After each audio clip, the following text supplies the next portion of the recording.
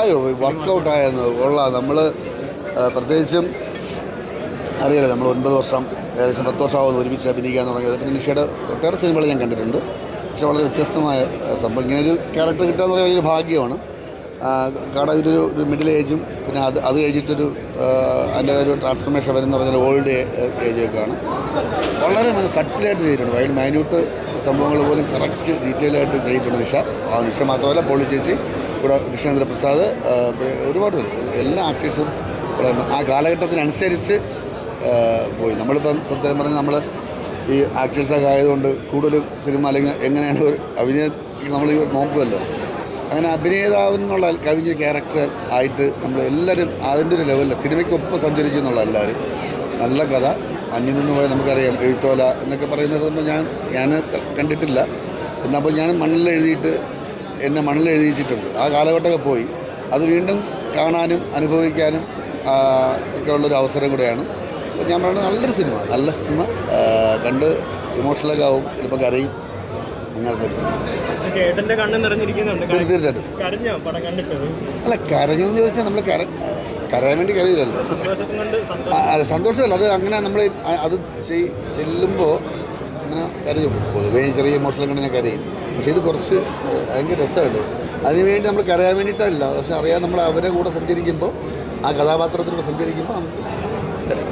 അതുപോലെ തന്നെ ഈ അമ്മ കഥാപാത്രങ്ങൾക്ക് ഒരു പകരം വയ്ക്കാനായിട്ടൊരു ആളായി മാറിയിരിക്കുകയാണ് നീലു. തീർച്ചയായിട്ടും നമുക്ക് പറയാം. ഇപ്പോഴത്തെ ജനറേഷനിൽ ഈ കുറച്ച് ആൾക്കാരെടുത്താൽ അതിൽ തീർച്ചയായിട്ടും നിഷ പെടും എന്നുള്ളതാണ് സത്യം. കാരണം ഇപ്പം ഇറങ്ങിയ പടങ്ങളൊക്കെ ഞാൻ കണ്ടിട്ടുണ്ട്. അതൊക്കെ ഒന്നിനൊന്നിന് മെച്ചമായിരുന്നു. അതിനപേക്ഷിച്ച് ഇത് വളരെ ഫാർ ബെറ്റർ, ഒരുപാട് ദൂരം പോയി. ആക്ടിങ് ലെവൽ അതുപോലെ തന്നെ ഈ ഉപ്പുമുളകിലേക്ക് മുടിയെ അതിപ്പോൾ അവരുടെ ഇതല്ലേ, നമ്മുടെ എഗ്രിമെൻ്റ് ഒക്കെ ഉണ്ടല്ലോ, 1 വർഷം കഴിഞ്ഞിട്ട് എഗ്രിമെൻ്റ് ഒക്കെ അല്ലേ അവിടെ വിടത്തുള്ളൂ അല്ലേ, ആ ചാനലിൽ അങ്ങനെ ഉണ്ടല്ലോ. അപ്പോൾ അത് കഴിഞ്ഞിട്ട് തീർച്ചയായിട്ടും ഉണ്ടാവും ചാൻസ് ഉണ്ട്.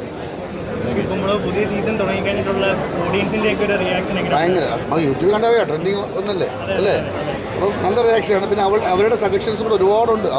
അവർക്ക് ഇഷ്ടപ്പെട്ട കഥാപാത്രങ്ങളെ കൊണ്ടുവരണം, അവർ തന്നെ കഥ നിശ്ചയിക്കുന്നു. അങ്ങനെയൊക്കെ ആയപ്പോഴേ അപ്പോൾ ഇതിൽ ജനപങ്കാളിത്തത്തിൻ്റെ ഏറ്റവും ടോപ്പ് അങ്ങ് എത്തി. അപ്പോൾ അങ്ങനത്തെ ഇതൊക്കെ നമ്മൾ ആസ്വദിച്ച് തന്നെയാണ് ഇപ്പോൾ ഓരോ എപ്പിസോഡ്സ് ചെയ്യുന്നത്. ജനങ്ങൾക്ക് ഇഷ്ടപ്പെട്ട രീതിയിൽ തന്നെയാണ് ചെയ്യുന്നത്. വളരെ നല്ല റെസ്പോൺസാണ്.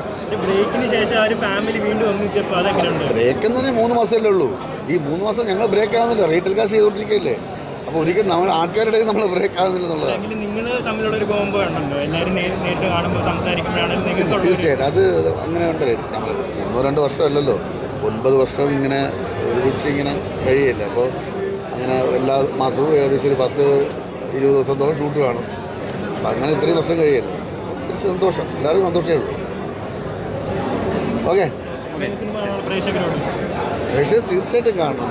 കാരണം നല്ല സിനിമ, കുട്ടികൾക്ക് കുടുംബത്തോടെ കാണാൻ പറ്റുന്ന സിനിമ നിങ്ങൾ കണ്ടു നോക്കുക, എന്നിട്ട് പറയാം. എനിക്ക് കണ്ടത് മൊത്തം ഇങ്ങനെ മാർക്കറ്റിങ്ങിന് ഭാഗമായിട്ട് പറയാനുള്ളതില്ല.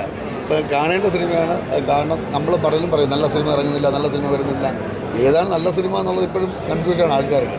ഇത് എനിക്കിപ്പോൾ ഇഷ്ടപ്പെട്ട സിനിമയാണ്. അപ്പോൾ എനിക്ക് ഇഷ്ടപ്പെട്ടു എന്നുള്ളത് എനിക്ക് പറയാൻ പറ്റും. നിങ്ങൾ കാണുക, നിങ്ങൾക്ക് തീർച്ചയായിട്ടും ഇഷ്ടപ്പെടും. കുട്ടികളോടൊപ്പം ഇത് കാണുക.